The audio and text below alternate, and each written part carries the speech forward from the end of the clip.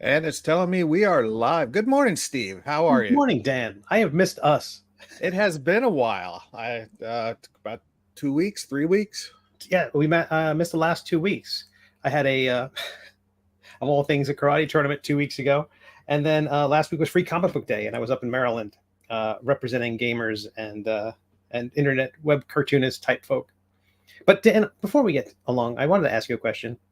I hope you don't take this the wrong way, but who the hell are you? Who the hell am I? I am Dan Taylor. I am a content creator for D&D material, tabletop role-playing games. I have a show called Catacombs and Comedians / Catacombs and Creators, which is live action or actual play, live Dungeons and Dragons tomfoolery. I guess I am I'm not a novelist because I didn't write a novel. I wrote a novella. Am I a novellaist? Sure. And a dad and husband. And who the hell are you, Steve? I the hell am Steve Conley. I write and draw the webcomic The Middle Age, which you can read at middleagecomic.com. It's on Webtoons and Tapas and Go Comics, and pretty much everywhere you can find your favorite webcomics. And I also make TTRPG stuff like Intoximancy and Death Dealing, and most recently, The Prayer's Handbook, which shipped out to everybody.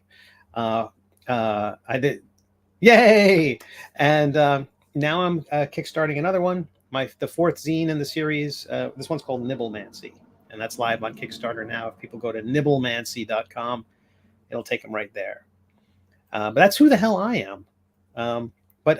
Yeah, 2 weeks off. I keep seeing your social media posts. I have to actively search them out because the algorithm does not like us self-promoting ourselves. So I have to go. Like, you're part of my daily routine now of going searching and seeing your feed. That's weird. I get yours for the most part. I post less often. I mix things up a little bit, so it'll be like a piece of artwork, and then it'll be a rambling rant, and then it will be a karate picture or something from my real life and stuff like that. But so far, it's worked out really well. One of the things we talked about was in crowdfunding was that the worry that I see this all the time with people who I've backed multiple projects from. They launch a new campaign, and then suddenly, when the campaign launches, all their previous campaign projects have an update. And so I get hit 4 times with one person. I think the last one I saw was Tom Zoller. 4 people, like I got like 3 or 4 updates. Ding, ding, ding. Hey, my new campaign's live. I feel like you stagger those, and that worked for me. We're 2 weeks into my campaign for Nibblemancy. I never told the Death Dealing folks about it. I told them about it on Friday, and suddenly we got a bump. And I included a tracking code so I could see that it represented $400 worth of support. So I feel like by staggering it, I give people a chance. They see it once, because if someone sees it 4 times and they're at the supermarket, they can't act on it. But if I spread it out over the period of the month, at some point, hopefully they'll be in a position where, oh yeah, I got time to respond right now, or to save this link, or to do something with it. And I feel like hitting people so many times at once, which a lot of self-promotion folks do, it immediately tells the algorithm people don't find this person's stuff interesting, right? So if I post something and it gets 100 likes because it's a picture of me holding a cat, that at least says to the algorithm, okay, he posts some stuff that's mildly interesting occasionally. And I think that helps me somewhat. I mean, I'm not doing it for those reasons, but I do think the reason why maybe it penetrates more is for reasons like that. But you already have. I don't know how you can avoid that, because you got so many things going on. You got Pirate Tales, you got Catacombs and Comedians, you got multiple conventions appearing. I'll let you say it all. Yeah, I got a lot of shit going on. But hopefully, yesterday was my 10th wedding anniversary, so right? I posted a photo of that, and that got a lot of hits. If everybody who liked my "I've been married 10 years" post liked my "I wrote a new book" post, I would be okay. You're not okay? But no, because nobody, but I feel like nobody knows about my book. And that's kind of rough, Yeah. But I'm like, at what point do I put that in the rear view mirror, and don't even look back? Not even in the rear view mirror. Do I just, it's been out. It's been out for almost a month now, and I haven't sold enough to, Are you going to do a sequel? It's way down the line. Yeah, it's really tough. people who produce a one-off comic book, people who produce a one-off novel, people who produce a one-off. I've got a friend who did a novel. They published it through Kindle, and they haven't done. What else can they do except tell their friends? Yeah. And it's not like every friend is going to buy a book. Most of my friends don't read. So, to try to get them to crack open a book, let alone, when I realize that of all the gaming books people are going to buy, mine is not on the top 50 this year. I mean, hell, how many Tales of the Valiant projects are coming out? How many Matt Colville projects are coming out? So the idea that the Venn diagram of people in my friend group who also like RPGs way down. So I don't know. I was scratching my head last night, like, who else can I possibly tell about this? And I'm like, I think I'm at a loss. There's really nothing else I can do. All right, my Pirate Tales, Legends of the Cat O' Tales, available on Amazon. Just look for Pirate without an E, and you'll find it. Hey, Maddie. I've told everybody, all my coworkers have bought a copy. I mean, that's great. Maybe, well, not all of them, but most of them. Maybe 5 out of 8 of them. My wife's book club bought, reviewed it at their wine or monthly wine meeting. Amazing. At their wine club, and and I'm like, okay, that's great here, but I've got 3 reviews on Amazon. One for my best friend at work, one for my best friend from 2nd grade, and my wife. Where are the other 20 people that bought a book? The word was, again, as someone who's listened to a lot of novel and fiction podcasts, it's like a 1% review. So like if you sell 100 copies, you'll get 1 review, and you hope it's a good one. Yeah, totally. But these are all people I know. I don't know of any strangers that bought my book, to be honest with you. How are they? Well, one of the things you can do is you can advertise on Amazon. I know that's, that's how they want you to go. Because right now you're up against every novelist. I mean, there was someone who tracked how many new books were appearing inside the Kindle store on any given day. And it's huge. It's like a flood. And here we are with our thing in a crowd. Like, it's like we're in Times Square and we have a little sign that says, read my book. Like, no, I agree. I'm not to say I'm not, I'm frustrated. Yes, obviously, but there's just no way to get, there are a ton of, and that's just the day and age that we're in. Anybody can self-publish a book nowadays, which is great, but it's how to get seen is a total pain in the ass. And, because everyone wants to be seen. Yeah. And me, I want to be seen more than anyone. Well, that's it. I can tell you that my the Middle Age Volume 1, which is a collection of my graphic novels, has been on Amazon. It's had 2 successful Kickstarters, got 2 Eisner nominations, 6 Ringo nominations, and NCS nominations. It's got 77 reviews after 5 years. So I don't know. And people are like, that's amazing. And I'm like, I feel like I know I've sold more than that. I've sold way more than that. And Volume 2, 25 reviews. Yes, I know exactly how many. It's 77 and 25 because I check regularly because I'm not, I take a look at where it is in the rank. And whenever I'm in the, top 250,000 books, I feel like, oh, all right, not bad. But that just means I sold a copy. So I don't know. It's, we're up against Stephen King. Yeah. Would it hurt Stephen King to plug my book? No. Well, that's just it. And you hope that you can survive long enough in any one field to get some traction. And I don't know how you do it when you dip in and dip out. Unless you get really lucky. And some people do. I would like to be, I keep going at bat and taking swings and hoping it'll happen. But I guess you need 20 reviews for it to really start generating anything. At Free Comic Book Day, there was a novelist who came up, decided to pitch me their stuff and talk about their stuff. And they're very sweet. They do stuff in more the supernatural witch kind of crystal kind of community. And they're like 50 reviews is the thing. I'm like, oh boy, okay.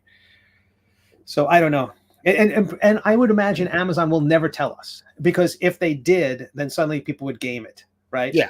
They would be like starting to pay people for reviews and garbage like that. So I've got my 3 reviews. I've sold maybe 25 copies in this month. But again, a lot of those go to thanks to my wife's book club and my coworkers. So what other kind of guerrilla marketing can you do? Posting on social media is never going to be that great. No. So what do you do outside of that? I haven't bought any ads for Pirate Tales yet. I've bought ads on Facebook for the Catacombs and Comedian stuff, and for I think and other and that sort of stuff. But I will get into the ads when I have a chance. I mean, I'm just like you said, I work on so many different things at once. It's hard to set aside time to do a strategic promotion plan for one of the projects when I got 3 other projects to work on. So I don't know. I mean, I don't mean to be a complainer and a Debbie Downer saying, "Oh, no one's reading my book or giving me reviews." No. The muses are like it's like if there's a muse summoning us, it's like through that kind of Dragon's Lair gauntlet of swinging bats and stuff we have to dodge, and it says a lot of stuff in the way. Maddie has a great question about are there local regional bookstores? And I did hear that was something else I learned from that author at the Free Comic Book Day, was they were saying that the local Barnes and Noble up in that portion of Maryland was open to more local books. And that was really fascinating, because then it means that there's a Barnes and Noble by me. I'm going to approach them with my gaming stuff and see if they pick it up. So I think, maybe that's another avenue to check out. Offer to do a signing. I have done that. There is a great bookstore here in Nashville. And I'm going to say it has a weird name, so I don't want to get it wrong. That's awful.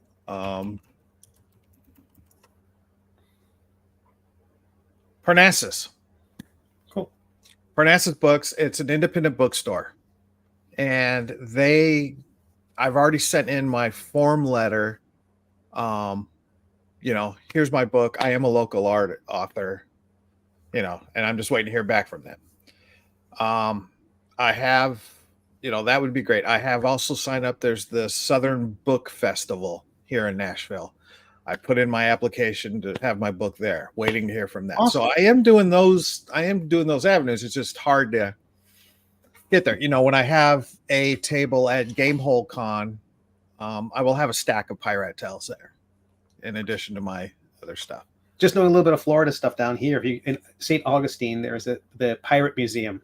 You might want to give them maybe reach out to them and see if they want to add some books of yours. Again, I don't know how you do it, if you do it on consignment or how that works, but everybody has a different type of thing, and and it's just I've been thinking, okay, I should maybe see if I should drop by my local library and see how it is. But they've all got standards too, and I got to do research on their standards. Do they take paperbacks, or is it only hardbacks? Is it There's all sorts because I remember trying to do that back not years ago, 5 years ago, when I wrote Little Miss Jellybean, right? My daughter, I was doing the circuit then, trying to get things, and I haven't even checked the sales on that in years. I don't even know if it's moving any copies or not. I'm definitely not getting huge royalty dumps in my bank account. So,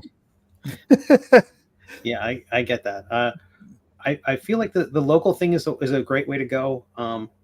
I was able to sell a few copies of my books at the conventions I went to various retailers. Like if someone came up and had a gaming store, there's one, the Crafty Gamer down near me, sort of ish in Orlando. The comic shop I was signing in Maryland, they bought some copies for their shelves. The South Carolina Borderland Games in Greenville, South Carolina stocks my stuff. They wanted zines. The other the soft covers, the other 2 stores wanted hard covers. They just felt like those would be better. So it's real weird and real particular. But yeah, the uphill battle is such a thing. It's like half of what we talk about is just how to get seen and hope that when people do see us, that they'll decide to go for it, that they'll bite the bullet and order a copy. And it's one thing. I don't know what I'm more thrilled about, the fact that somebody buys my book and I'm making my $2.50 or $3 off of it, are that somebody, you know what, I can't tell you what I'm more thrilled about. I'm thrilled about if somebody shares a link to my book that I didn't ask them to share, Right. if somebody else takes it upon themselves to help promote an independent self-publishing creator and say, hey, There's at Baltimore Comic Con 2 years ago. That show is run by a fellow named Mark Nathan. His son, I gave half my table to his son. His son's a budding artist. He was 10 at the time, maybe 11, and he was doing commissions of like Pokemon characters, and he had his sign, he had all his art supplies, he had his sandwich. he was awesome. But at the end of it, I don't think I'm bringing any confidences here. He was talking with his mom and said, I wish I could have sold from someone I didn't know. Like, he got it at 11. He knew it's that I don't know. You love your family, you love your friends. Selling to them is less important than selling to an absolute stranger. I don't know why that is. Like, somehow you've broken out of your shell in some way. And I appreciate everybody that buys a copy, Sure. of my stuff, and I don't want to sound ungrateful, for them not, climbing to Mount Olympus to shout the, accolades of my great writing. The book, dude, you're already in the, fraction of a percent of people who, how many people have started books and they never do anything? I've got a whole drawer full of unfinished books down here. Don't worry. Yeah, what's up? They're not finished yet, but at least you've published. You've published. That's huge. So huge. But yeah, it would be, my friend Brian Lynch, great guy. He's screenwriter for Minions and, Secret Life of Pets and stuff. I know him from my IDW days working on the Buffy comic books or the Angel comic books with him. And, I posted one of my posts where, hey, here's my book, and he posted, I bought one, commented, I bought one. Thank you, Brian. I appreciate it. Now go tell your followers you bought it and how much you love it. But I don't want to, I don't want to sound ungrateful, but just those things would help, and I try to do that with other people's stuff. I just will randomly share links to people who are creating, because like you said, social media is such a pain in the ass to do, and it doesn't work. It doesn't work.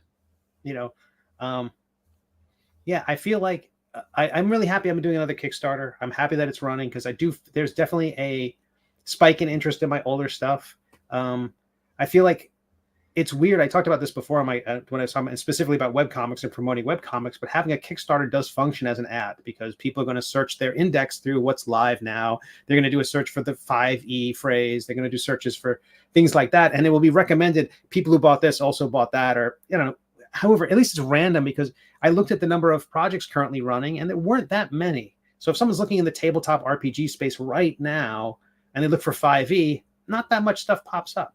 No, I have run projects on Kickstarter just for the promotion aspect of it.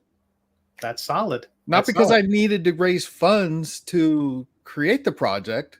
Right. I could have just written it or, like you do with Pirate Tales. You wrote it, you published it. But I didn't do a crowdfunding for that. You didn't do crowdfunding, but you still could. Yeah. Well, that brings it up to what I was going to think. And I love that Maddie is my new therapist now, telling me it's okay to talk about things that are frustrating me. But no, so BackerKit, I did my pin launch on BackerKit to basically generate more, to get my BackerKit, what is it? Persona, presence established, and those are more names and email addresses I have in my mailing list on BackerKit for any future projects I do on BackerKit. And it was great. I did it. In fact, I'm trying to work out the surveys now, and there's just one aspect that I'm not getting right. And BackerKit's been helpful. Nope, you got to do it this way. Okay, does this one work? Nope, you got to do it this way. So I'm still struggling to get the survey out, and hopefully later today, I've got like one last thing I want to do. This is how I want to do it. Can I do it this way? And hopefully those will go out this weekend. But In fact, while I'm talking about that one, it was, pin or dice are my vice, enamel pins. It was on their Pintopia thing. Look, I've already got the pins. Yay! The surveys haven't even gone out yet, Nice. and I haven't even been paid by these people yet. Nice. And I've already got the pins. So as soon as I get these surveys out, I will have, these Dice Goblin pin right there. Beautiful. Here's a sticker that everybody's getting.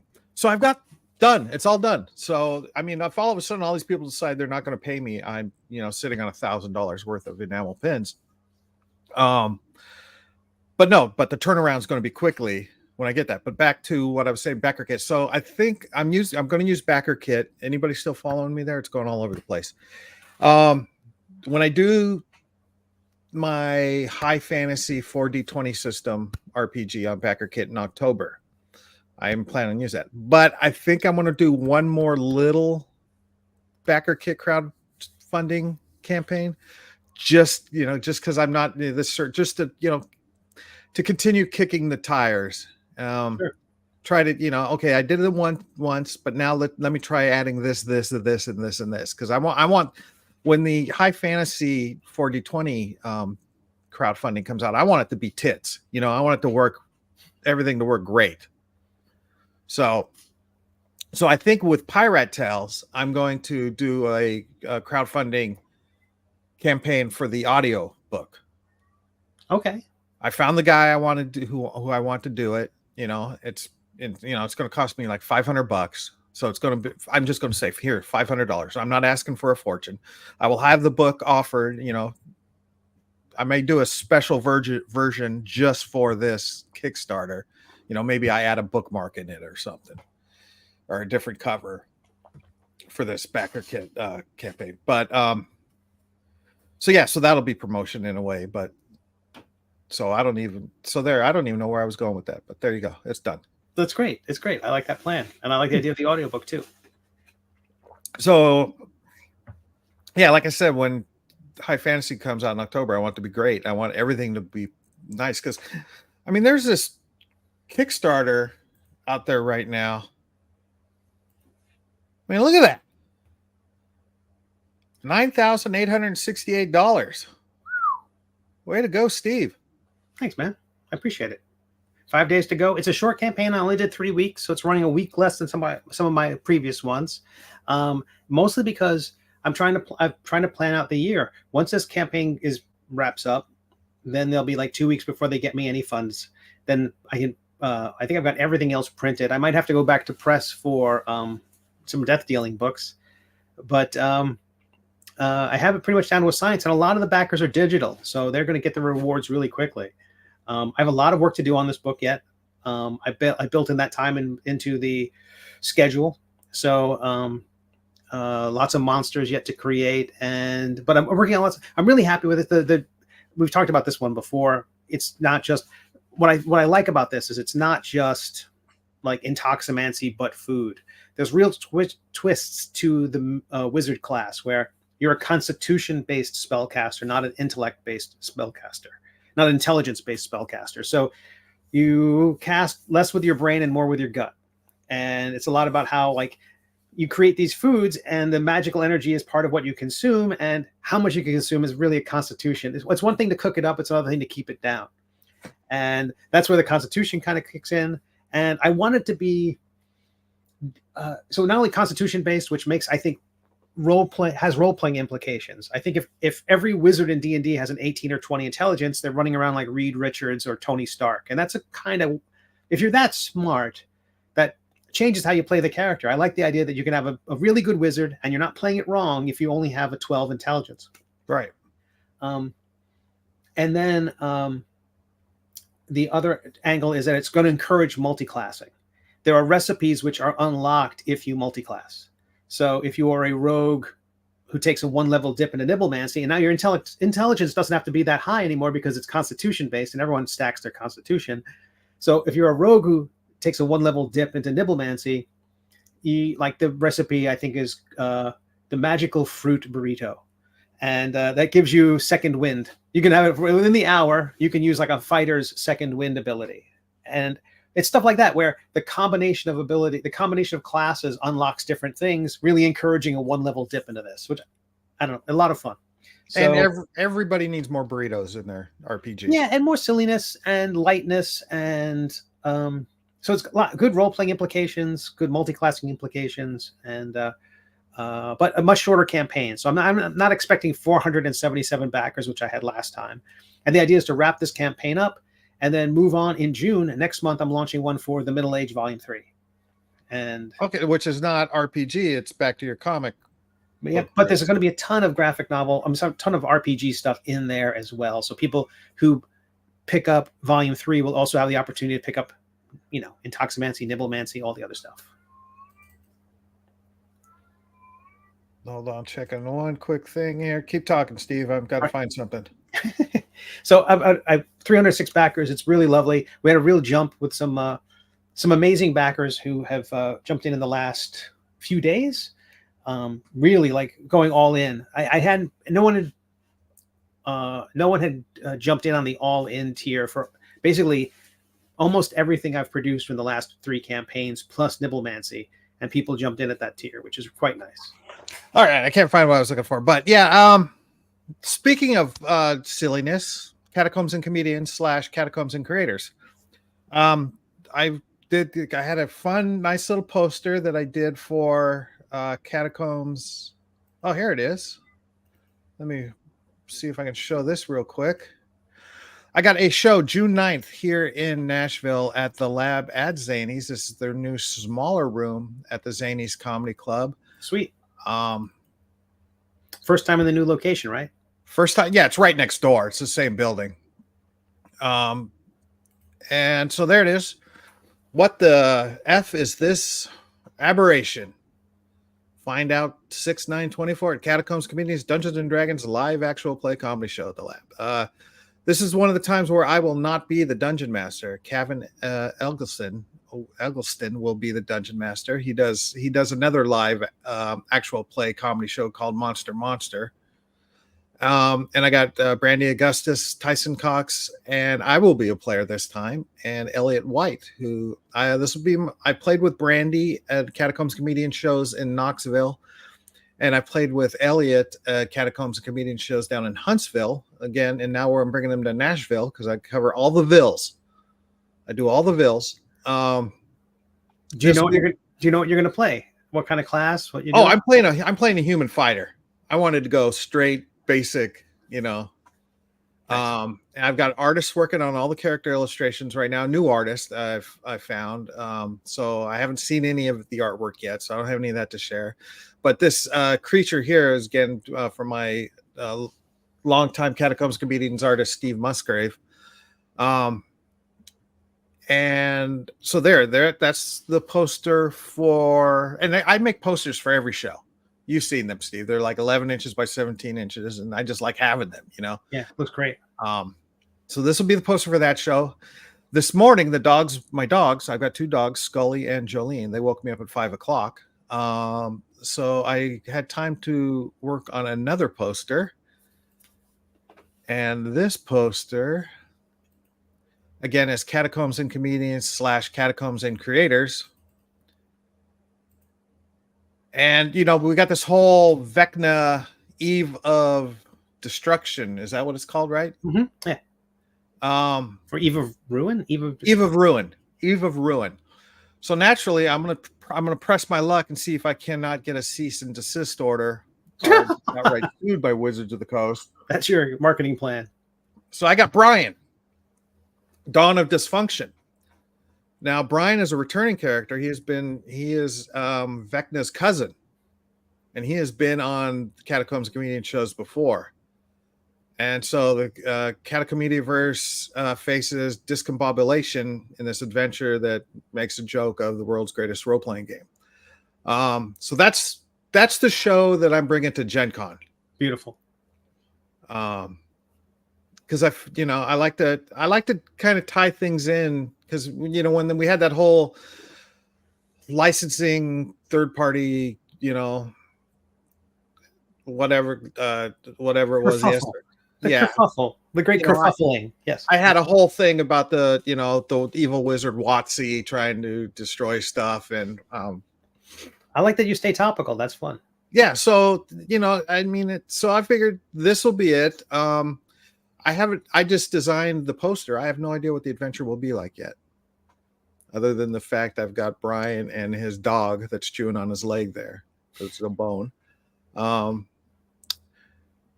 yeah, that's right there, just screaming for cease and desist for trade dress. But there's no such thing as bad press. So. Says the guy who was cease and desist by Marvel and DC for the term superhero. Right. Yeah, it's I know how to play this game now. Yeah, well, yeah, forget social media. Yeah, stick with getting lawyers and coming after you. Were you able to capitalize on the idea that Marvel and DC went after you back in the day? Like, did you turn into a big stink? Like, oh yeah. Oh, good. I had people interviewing me and saying this isn't right. You can't do this. Oh.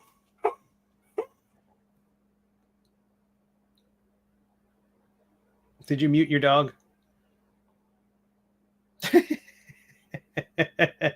Okay, we'll vamp.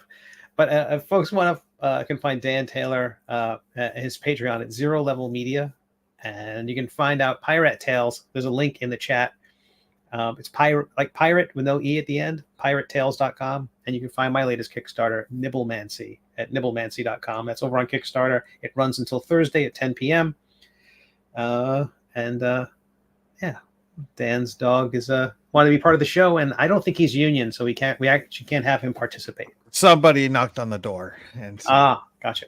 Scully and Jolene had to scare the little 8-year-old girl off who was returning Jean Louise tennis shoes. So, but no, that girl knows the dog. She's not afraid of him. That's great. So yeah. So what else? Black Flag, Tales of the Valiant. Did you get that? You got that right? Oh yeah, yeah. And I received they put their SRD up, their system reference document, right there for people to make third-party content. And I know you were going to jump on to that like on day one. Do you have any thoughts on it so far? I haven't had time to delve into it too much yet, but going through it, it's really close to the D&D SRD, to be honest with you. But yeah, I went ahead and printed it out and took it to the local print shop so I could just have a physical because I'm old school. Sure. But yeah, I put it out there that, hey, maybe I'm going to play in this sandbox for a little bit. And a lot of people, it's just too much like D&D, why bother, Well, I mean, naysayers are going to jump on board, but there are some people who, I have some people who read my stuff and, are in my little community there on Discord who say, no way, they're done with WotC. They're like done with it. And I don't feel that way. I mean, I still like 5e. There's nothing in the new material that makes me say that, it seems like it's going to be like the way Tasha's was. Tasha's introduced all these variant rules and all these new subclasses and things like that, which tweaked everything or put a little other spin on some abilities and spin on, clarifying some things. It feels like it's just like Tasha's, where it's going to add new stuff. It's going to clarify some stuff, but essentially it's going to be the same recipe, same great taste, but they want to get more money. But the cool news was that they announced that there will be an SRD. They said 2025 of the new 2024 version of the rules, which I guess they're calling 5.2. And it's going to be Creative Commons. Yeah, that's what they prompt. But that's what they say. I know. I'm wondering who's. Well, they as Bob Worldbuilder had looked at, and I think it was also Teo Sabadia. They had they did like a 1 year later, or where things stand with the promises that were made at the time they were having their summits. And they're like, okay, here's what the things, and there's a progress report on their website where they had screen captures of how that progress report had changed, from the things that they were currently working on to the things that are up next to the things that are down the line, and how a lot of things got shifted to up next and down the line. I'm sure not coincidentally after the firings and stuff that happened in December. I'm sure the people who were with fewer bodies, there's fewer localizations of versions of the SRD, and there's less concern about, the rest of us who are playing in their sandbox. But also, I mean, everybody likes to make them out as bad guys because they're an evil corporation. But I've got a timeline like that on my own stuff, and it gets shifted. It gets moved around. Oh, and, yeah. So yeah, people just have to realize they're not evil. They're completely amoral. They have no concerns for what we mere mortals call good and bad, good and evil. But I've promised everyone a Catacombs and Creators streaming actual play show, and I have yet to deliver on that. Because I want to say that your annual budget is, I'm not saying it's less than Hasbro's. I'm not going to cast aspersions on the Zero Level Media empire, but I'm just saying you're still the scrappy rebels in the shadow of their Death Star. But I am thinking of taking that streaming show that I was talking about, and that may very well be this Black Flag role playing game. Cool. Because I mean, like, why? And here's one of the a lot of people said, well, it's just D20 game. There's too many D20 games. I don't want to do D20 anymore. I want to create something different. Fine, good. I'm kind of doing that with my 4D20. Yes, they're still D20, but the mechanics are different. And I'm just doing it because of the joke of 4D20. And then other people are saying, okay, it's just a D20 game, or it's just too much like Dungeons and Dragons. Why bother changing? Cool. I get that. The reason I am looking at this Black Flag role-playing and Tales of the Valiant is there aren't a ton of products out for it already. It's not flooded. And I'm doing that attack twofold. One, maybe I'll get in there better, and I'll get more exposure for the people that are into this game. And, I get my material out there. And B, I can work on stuff that hasn't already been done 800 times for D&D. Sure. I could say, like, let's say I wanted to do a Dark Sun type of thing. There's so many versions of people have come up with their own Dark Sun for, D&D third party stuff that there's no room for another one right now. But if I slap the Black Flag role playing on it, right. Maybe it's something, it's a lot. I can tool around with different, and I can create different stuff. And, so I think that's the sandbox isn't as full right now. Right. And I'm less likely to get sand kicked in my face. I'm really interested in it because it's compatible with 5e. It was meant to be the off ramp if the new version of D&D was somehow more, more restrictive in how it lets third party people create stuff. Like if the SRD if there's no SRD until 2025, as an indie person creating D&D supplements, I know we can say the world's most popular role-playing game, whatever you want, but Dungeons and Dragons supplements. As someone's creating stuff for D&D players, and there's a new version of the Player's Handbook that comes out, what was it, November? September? Something like that, yeah. The fall. When that book comes out and people are playing the new thing, I don't know how they're supposed to play it before the Dungeon Master's Guide comes out. That tells me that these systems have to be compatible. If the Dungeon Master's Guide isn't coming out for months later and the Monster Manual doesn't come out to months later after that, these systems have to be compatible. Otherwise, it all should be like Cobalt Press did, release them all at the same time, or most of them at the same time. They put out the Player's Handbook and the Dungeon Master's Guide at the same time. You'd have to. So the idea that we're going to muddle through with a DMG and not have, we're going to have the Player's Handbook and muddle through with the old DMG. Is that what they're expecting people to do? Well, as a DM, I don't use my DMG that often. Right. Well, I mean, that's fair because a lot of people are like, you see how I see Matt Mercer mess up rules all the time. And every once in a while, he's got to be like, someone says something, he's got to flip through the book, and he's reading through it. He uses his phone to search for the right rules. DMs can basically improv their way out of most situations if you have a general sense of skill checks and things like that. So, but I don't know. I honestly don't know. The thing that's going to be interesting is if you create a character with the new Player's Handbook and the old Player's Handbook, can that level 2 fighter and that other level 2 fighter, which come out of two different multiversal ports, like the 2014 and the 2024 editions, can they play alongside each other? Or is the 2014 one going to be like, I wish I could do all that? Is it how hobbled is the old version, or how more powerful? If every new character created with the Player's Handbook has a feat at level 1, that's going to make my Dungeon Master doesn't even like variant humans for that reason. They don't want everyone to be lucky, and re-rolling all the time. It's only 3 times a day you get to re-roll. You never get crit, all that stuff. I don't know how they balance it all. And the other thing is, what I like about Tales of the Valiant, and I know you got a hard stop, that community of people who are so against WotC and Hasbro. I don't know how big that audience is. It seems like the rules lawyer doesn't want to touch anything Hasbro WotC, wants to focus on Pathfinder. There's a community of people who don't want Hasbro and D&D anymore. But then again, that's like me. I'm happy. I'm fine with D&D. And again, we won. I don't know how. I can't be bitter after we won. After the SRD found its way into the Creative Commons, that's a victory lap, which is undermined by the fact if we go not good enough. Yeah, and that's unfortunate. The fan base is. Yeah, and it's not because I love Hasbro. I know they're an amoral corporation who will skin me alive if it makes them an extra buck. I understand that.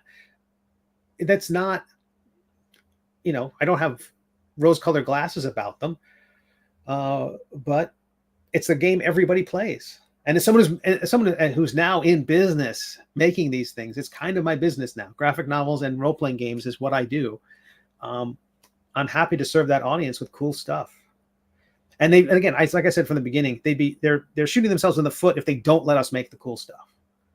Yeah, and I think they've figured that out for the most part. Well, at least they recognize the threat of, boy, this whole community is really angry at us. And not only that, it was like the last time I saw any community ever agree on anything. Like their surveys came back 98% were in total agreement. I'm like, that doesn't happen anymore.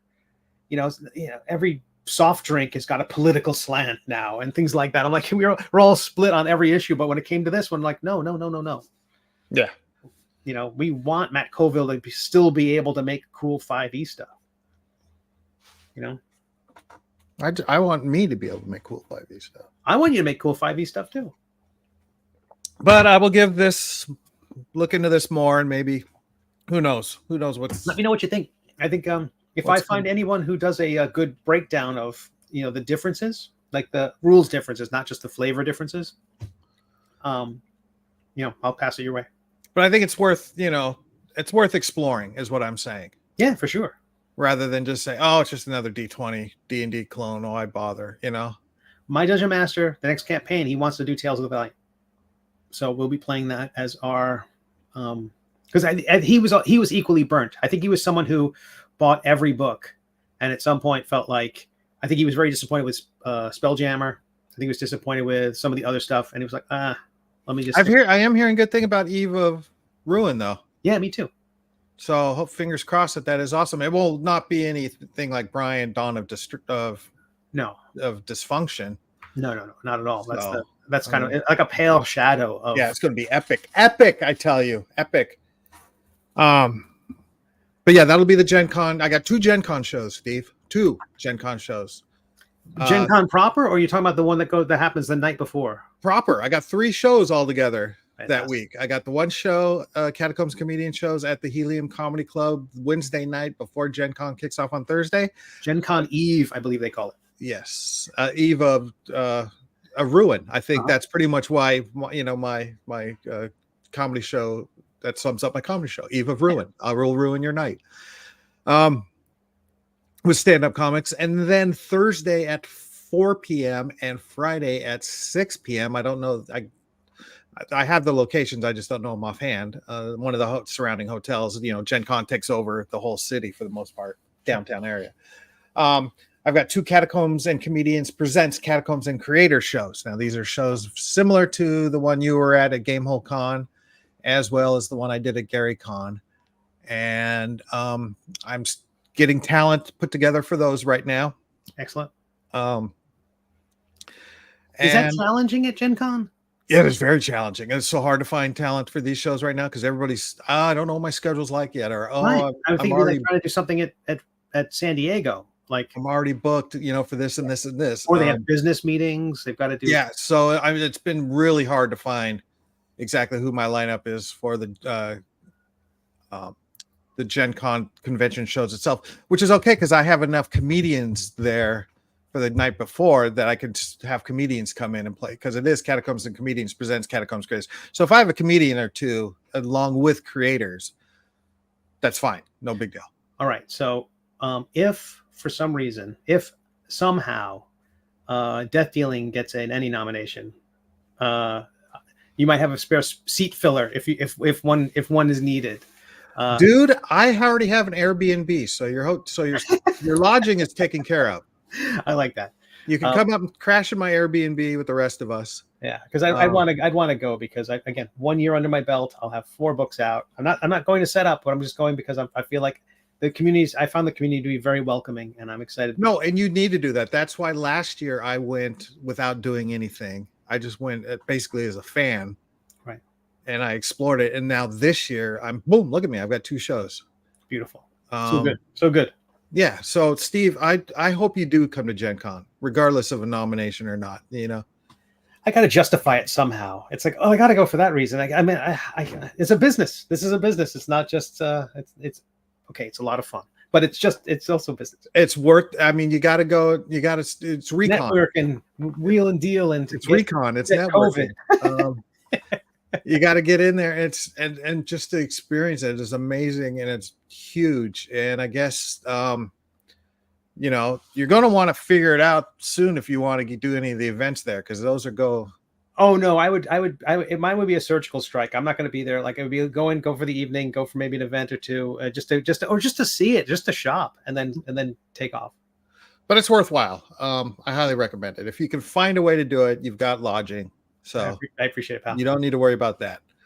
Well, okay. I know you got a hard stop now, so tell people where they can find you online and where they can find your great works. Well, you can find Pirate Tales at piratetales.com, or search Amazon. And again, that's PIRATTALES.com to get my novella Pirate Tales, about rats that are pirates sailing the sea on the vile vermin to find the elusive treasure of the Cat O' Nine Tails on Blood Island,